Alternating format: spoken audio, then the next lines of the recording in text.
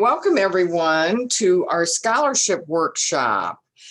I hope you have your thinking cap on and you're ready to think about scholarships. Now, how many of you are transferring out this year? Anyone?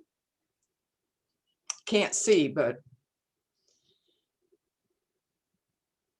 anyone going to be transferring for fall 21? Doesn't like it. Did you hear what Wendy said? No, what did you say, Wendy? I said no, I don't think so. Okay. Right, okay. Okay, so that helps with how we'll focus this workshop. So one of the things we want to make sure you are aware of is that it takes time and commitment to go looking for scholarships. So the question for you is, how much time are you willing to expend looking for scholarships? You guys want to throw out some numbers? How many hours do you think you need to consider looking? Anyone? 20 maybe? I'd say about 15. 15, Susan? Okay. Anyone else want to guess? I would say 16. 16, okay. One of the things you should consider though is the amount of time you put in is pretty much what you get back when it comes to being awarded scholarships, okay? So I had a student that spent over 30 hours looking for scholarships and she got her entire 2 years paid for. Because it took her so much time. I had another young lady expend that much time and guess what? She didn't back anything up and lost everything. She was so devastated. And that's something else to consider. Anything you do, be sure to back it up. So like I just said, the amount of time you put into it is what you're going to get back in return. So the more you put into it, the better for you. And especially if you want to go your last 2 years at a 4-year college with no debt. Okay. To begin with, how did anyone, were you able to print off all the files we sent to you? If not, we have one on tips that we'll be going through, and we have them printed out here if you want to come in and pick them up. This is all about scholarships. We have a scam sheet, we have essay sheet, and sample sheet. And we'll be talking about those today with you. So be sure, now if you don't have a lot of ideas of what you want to write about yourself and that, you should seek help from people. You know, sometimes it's good to talk to counselors or it's good to talk to your instructor to see what tips they could give you that's a positive for you to put in your essay. Okay, so organization. What do you need to do for organizing to get ready to go after scholarships? First, I'd like to say to assemble some type of folder. We've had accordion folders people put everything in today with computers and that, you could put it all there. But sometimes it's nice, even if it's just a folder like this, to have everything in one area, you know, so you don't get lost. Okay, that's where you're going to keep everything. You need to next consider budgeting time. Are you going to start looking now? One of the reasons why we put it this time of year, the scholarship workshop, is because it's now the time to go looking for scholarships. Okay. We tend to find at IVCC with foundation scholarship, that's where you should seek money while you're in your first 2 years at a community college. And then when you transfer out and you're going to a 4-year, it's good to go look for money there. But that's not saying you shouldn't look for money, because like we will be talking about the Tri-County scholarship that is on that sheet. So we do have places for you to seek out while you're at the community college. I tend to find that if you do a timeline, and I've had students do this, a timeline is so organized for you. What information you need on that is like, who's the organization?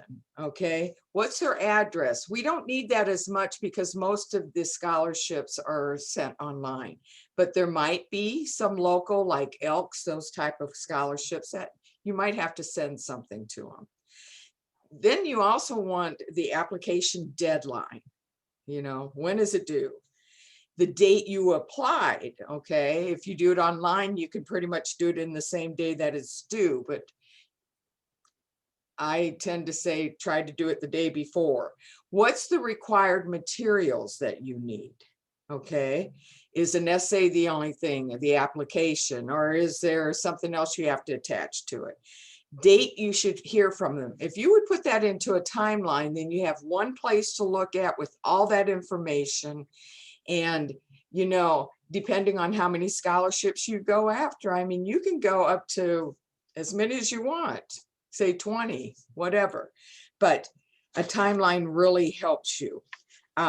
Create a separate email. And we say that because if you create that separate email, then that's where only scholarship information is going to go to, and you have it organized within that email, okay? Submitting your FAFSA. All of you should have submitted your FAFSA back in November, no later than November, okay? So any of you that transfer out in fall of 21, and this holds true for all of you in the future, you need to make sure they have a list of what colleges you want to put on there. You want to try to put, and I know there's usually 5 you can list, you want to try to put all the 5 that you are considering to transfer to, okay? You can always add them. Diane, do you know, you can amend your FAFSA at any time. Okay, so you can add throughout when you think of another place to go to. Yes. Okay. And last thing I want to say about organization, your Facebook site, please clean it up. It should be suitable for all viewers. We've had, you know, we've heard of people that are applying to jobs that their people go there. You don't want to have parties on there and pictures of you doing things you wouldn't want your mother to see, okay? Or your parents. So clean up your Facebook site. So that's it on organization. If you do all that, guys, you're off to a good start. So I'm going to turn it over to Diane about searching. So searching for scholarships, that is the lengthy period of time you're going to use, and hopefully we've made it a bit easier for you. I don't know how many of you were able to print, as Cynthia asked earlier, the handouts that we have for you, but there's a handout that looks like this. It's kind of a grid with purple and white and green on it. And that is a nice sheet that Cynthia put together, and we've been updating. We just updated it about a week or a month or so ago. So everything on here should be accurate for you. One of the first things that you want to look at for scholarships is to peruse the college websites of where you're thinking about going. And on page 1 of this handout, we list all of the state universities and the website addresses to get to their scholarships. They will list scholarships for their school specifically, as well as outside scholarships that can apply to their school. So that's really one of the best places to start, because you know it's going to be a legitimate search. You're going to find things sometimes, well, actually all the time, just by applying for admission to the school, you'll be eligible for scholarships. If you were going to transfer this fall and you were looking at ISU or NIU, ISU's deadline just passed, and it's on this handout. It was January 15th. And NIU's deadline for scholarships is January 31st, which is coming up. But if none of you are transferring this fall, you're okay. Also listed on the front page of this is a variety of search engines. Using internet search engines to find scholarships is a great thing to do. Another handout that I want you guys to read on your own that goes along with this is one, it's two-sided, it's a little bit long, but it's warning signs of a scholarship scam. And one of the big things with this is you never want to pay money to get money awarded to you. So if the application fee says, even if it's low, like a couple of dollars, or they want you to give $10, $25, it's probably not legitimate. So don't waste your time on that. If they tell you that this is a guarantee winning, you will definitely get a scholarship, we're giving out money, be a little hesitant of that as well. Those are usually scams. And so this is a pretty good list of things to go through to make sure you're not applying for a scam scholarship. Okay. On the handout, the list of scholarships. In addition to that, on page 2, there is a section, we have them in various sections. For minority students, there's a section for disability scholarship databases. It goes on from there, military related, scholarships for study abroad, all kinds of them. But then it goes to scholarships that list when we know the dates are available, and that starts on page 4. And we have the scholarship deadline date starting in October all the way down, and you can see when these scholarship deadlines are. So it's really, like I said, it has wonderful information on here. For instance, there is specifically Hispanic student scholarships, www.hsf.net. Those scholarships open on January 1st. They can be used for any college, and the deadline for that scholarship comes up on February 15th. So you would have time to do that now. But there's all kinds of them listed with the dates. And if you guys just took the time out to look at this handout, right there, you've got a lot of hours worth of searching to do, and you'll know that these are legitimate. On your first handout, we also go through, were there any other specific scholarships, Cynthia, that you particularly liked, or? Well, I do want to say on the search engine, I found when we were updating this that the one that says,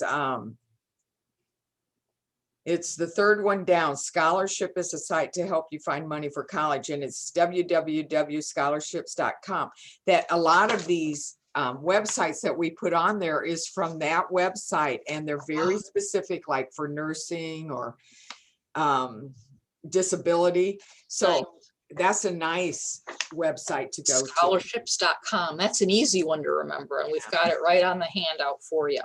And did we talk about free versus paying a fee? Yeah. Yes, I talked about that just a little bit ago in the scam area. We don't want to, you don't want to put out any money. Everything should be free for you. Yeah. Okay. The other thing probably would be specialty scholarships. Remember, you're in TRIO here, and a lot of the 4 years have a TRIO program. And those TRIO programs are very good about giving away money at the 4-year college, because we're talking about a big difference on costs. Absolutely. So, Absolutely. be sure to join their TRIO program. Right. So some things that you can start thinking about, and on our first handout, there's a place where you can just start writing down researching scholarship websites. We talked about list all the colleges that you're thinking about going to that you might be applying for. So start writing those things out. Are your parents or your guardian an alumni of a college or university? They may have alumni scholarships for you based on that. Think about your place of employment, where you work. They may, I think Walmart has scholarships for students is one I'm thinking of, but they may have something for you. Simple things like, do you belong to a church or any religious organization? They could have scholarships as well. Check their web pages or talk to someone there. If you're whatever subjects you're interested in studying in college, or, you know, again, if you're a minority student or a student with disabilities, think of all those things and write them down. Also veterans, there are scholarships specifically for veterans, but also for children of veterans, or if you have a close relative that was a veteran, you can think about that too. If you are the resident of a specific state, like Illinois has ISAC, the Illinois Student Assistance Commission, which gives you your MAP grant, but they may also have scholarships just for students who are in the state of Illinois.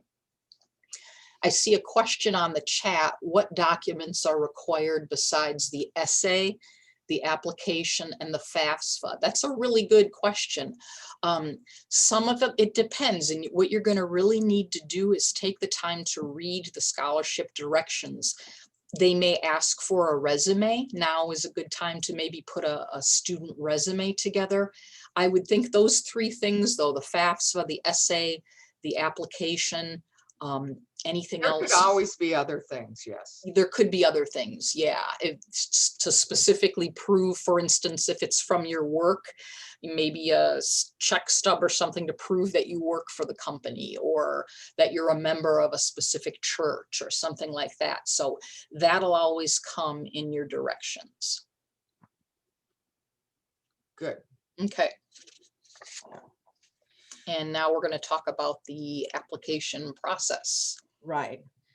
So we did the organization. We looked at places to go hunting for scholarships. Now the process. Transcripts. You should always have access to transcripts. Here at IVCC, you're lucky because transcripts are free. Okay. You need an official transcript and you can go to your web advisor. So www.ivcc/edu not /edu and then /web advisor. Okay. From us, you can get an unofficial one if you want one right away. Okay. But you need to get a transcript. And I say personally, I've always kept an unofficial transcript because you never know when you need it. So always keep a copy of that. Next, you need to do a resume, and Diane touched upon this. All of you, I hope you all have resumes, okay? If you don't, you need to create one now, and we can help you with that, or you can go to Career Services and get help there as well. But in your resume, you're going to have your education in there, your employment history, community involvement, volunteer services, honors, awards, extracurricular activities, okay? And the resume, what it does is it makes you ready with writing an essay. You can look at that and it's all right there. You've got all the information, okay? And you don't have to sit there and keep contemplating it by having it written down. The resume is also good for references, guys. You know, you have to go out and hunt down references. You should start thinking of that now. Do you want to use a counselor? What about an instructor that knows you well, especially in your major or whatever, or work? There's always places outside of the school where you may utilize people, be it in your church, your minister, or just people you're around. More than likely, you shouldn't have a family member. You should have people that know you outside of your family, okay? You contact them now. And what you should do when you approach them, or whenever you need a specific letter written, you should provide them with your a copy of the scholarship application criteria. They need to know what you're applying for and what is asked of them. Your resume is a definite with your references, and that will help your references target their letter to that specific scholarship. And every scholarship usually asks different things, so be sure to have that prepared for your references. So don't put off doing that resume, okay? Essays. Diane's going to talk about essays, but you know what? You need to begin writing the essay now, like, you know, many of you are doing with the foundation scholarship. And then the submission of your application. Okay, you need to first compile all your materials and have it together before you even go in and look at the application. You can, I should say, you can always go look at the application, but before you're actually going to fill out the application, okay? Have all your materials together online. Fill out the application and attach your essay or any other materials that may be asked of it. There are a few, if you're doing them in town, like they'll have you mail them. Mailing isn't done as often, but be sure to get it in before the postmark date if you have to mail it. So on your submission, be sure to get it in as soon as you can and make sure, and I say the day before it's due so you can make sure it goes through, because you usually get an email back saying that they received that, okay? And save everything on a USB drive so you have a backup, or on the cloud, okay, or OneDrive. So always save it. So Diane's going to talk to you about the essay. The essay is going to be your most time-consuming, most important part. This is where you're going to let that person who's reading it know about you, what your passions are, that you're goal-directed, that you're a unique and genuine person, and how do you stand out from everybody else who's sending in essays. So we can't stress enough how starting it early is so important, because you're going to want to make a lot of revisions onto that. The scholarship committee people too, they will know if you took the process seriously, or if you just wrote up a real quick essay and slapped something together over the weekend. It's obvious.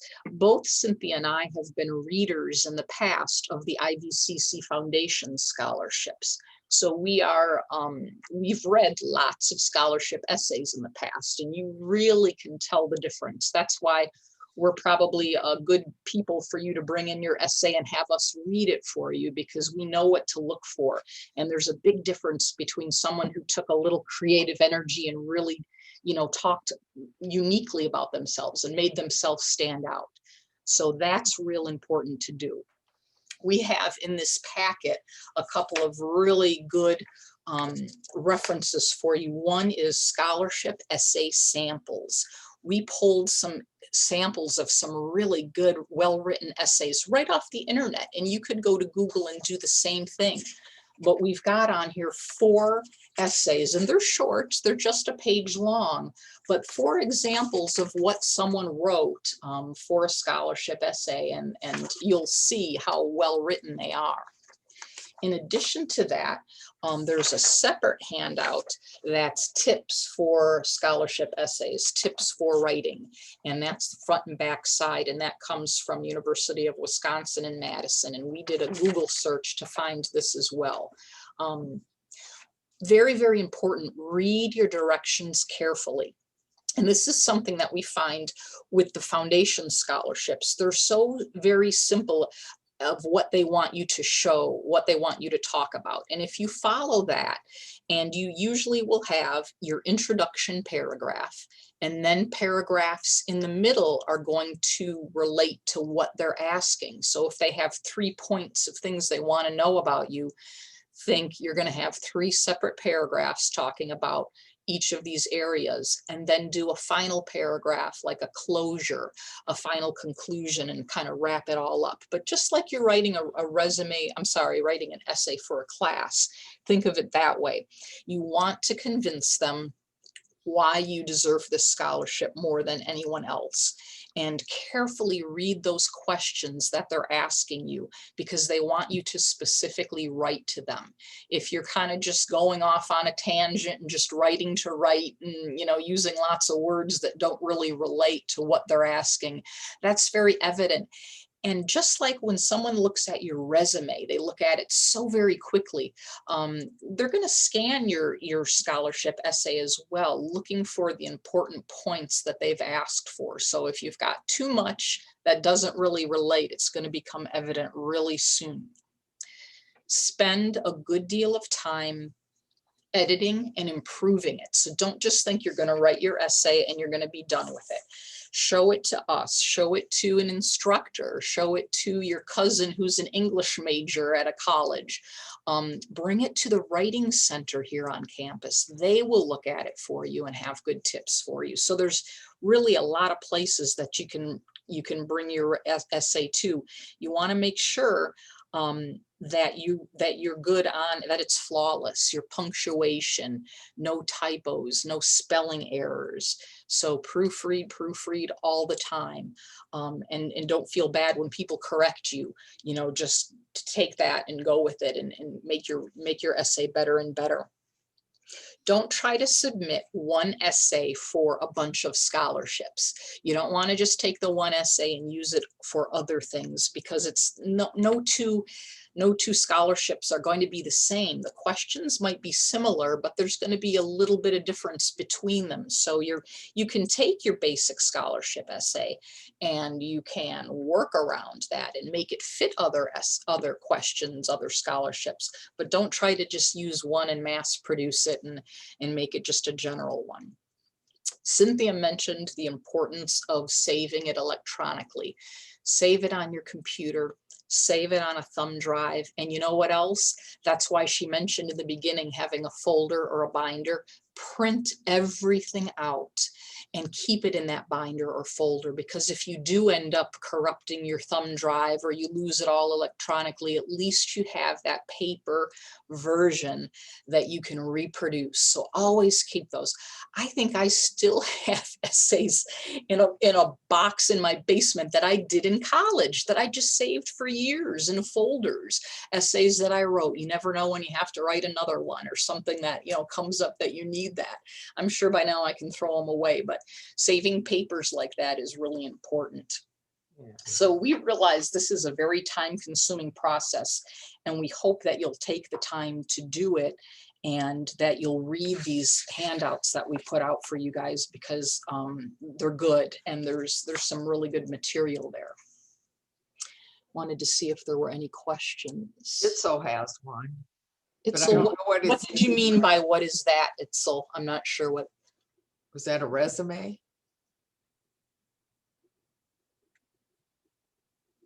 You can unmute if you guys want to ask questions too. Oh, the resume. What is a resume? So, and that's a good question, because some people might be thinking, I've never even had a job. I don't have anything to put on a resume. But you can put, if you've never had a job, your resume is a one-page document where you can put where you went to high school. Maybe you graduated top in your class. You can put your high school GPA. IVCC is where you are now. You can put your GPA if you've ever received academic or presidential honors, any clubs you're in, organizations you're in. There's a lot of different things that you can put other than your job on there to stand out, and we can help you. Yes, the curriculum vitae, exactly, Itzel. Yes, yeah. That's what that is. So very good.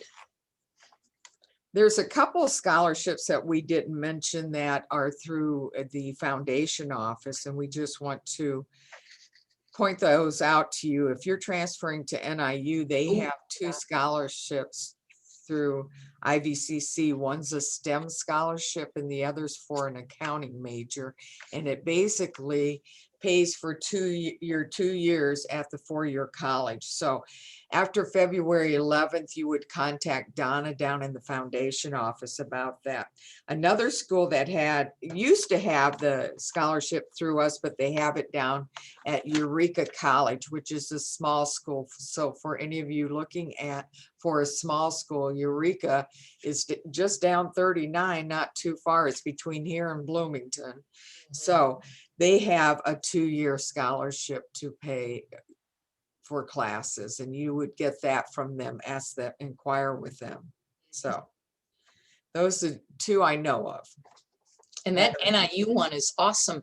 In the past, one of my students won an NIU scholarship through IVCC, and it paid for him to have 2 full years of living in the dorms. It was for room and board. And he wasn't planning on doing that. He was going to commute, but he decided, because he won that, he lived on campus during the week. and did everything there and then came home on the weekends to his family. But it's full scholarship for tuition, or there's one for room and board, or there used to be anyway. Yeah, true. Any other questions you may have? We're here to help you if you have questions about what you need to do to read your essays, whatever, but you pick up this packet, you guys, it will help you go after scholarships and find them, okay? If you can't pick it up or you don't want to come on campus, just send us a message, get in touch with your counselor, and we'll mail it out to you too. We can do that. We want to make sure that everybody can get it Yeah, one way or another. but we hope you have good hunting when you go after scholarships, because you can have school paid for and not go too far in debt. Yeah. So, Okay, I would like to mention something. Yes. So several of my teachers have recommended the students to go to a project, to come to you guys to join. Oh, Yeah, okay, awesome. yeah, they're, I think my English teacher and my educational psychology Oh, good. teacher, both of them. I think one more did also, but I hope you guys get more people in the program. Yeah. We have about 30 spaces for students.